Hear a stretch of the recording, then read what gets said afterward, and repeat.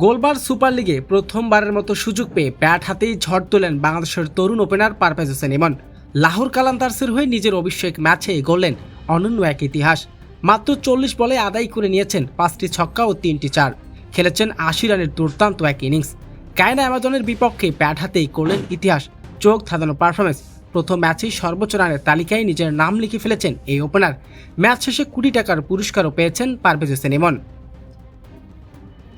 ম্যাচের শুরুতে প্রথমে টসে হেরে প্রথমে ব্যাটিং করতে নেমে লাহোর কালান্দার্সকে 180 রানের বিশাল লক্ষ্য ছুড়ে দেয় অ্যামাজন ওরিয়ান্স। বিশাল এই রানের তাড়া করতে নেমে দলীয় 3 নম্বর ব্যাটিংয়ে এসেন পারভেজ হোসেন ইমন। ক্রিজে এসে 4 ছক্কার বৃষ্টি নামান তিনি, চোখ ধাঁধানো পারফরমেন্স। ইমরান তাহিরের টানা 1 ওভারে হাঁকিয়েছেন 2টি ছক্কা।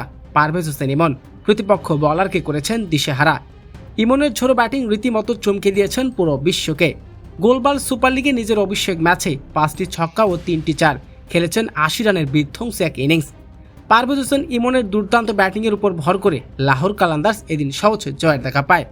দলের জয়ে সেরা অবদান রাখার পাশাপাশি অভিষেক ম্যাচে নিজের ইতিহাসে নিজের পাতায় নাম লিখে ফেলেছেন।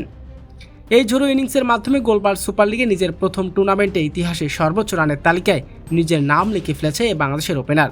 তবে ম্যাচ শেষে এদিন কোটি টাকার পুরস্কারও জিতে নিয়েছেন তিনি। প্রিয় দর্শক, গোলবাল সুপার লিগে পারভেজ হোসেন ইমন যদি এমন পারফরমেন্স করে আপনার কেমন লাগবে অবশ্যই জানাবেন আপনার মূল্যবান মতামতটি।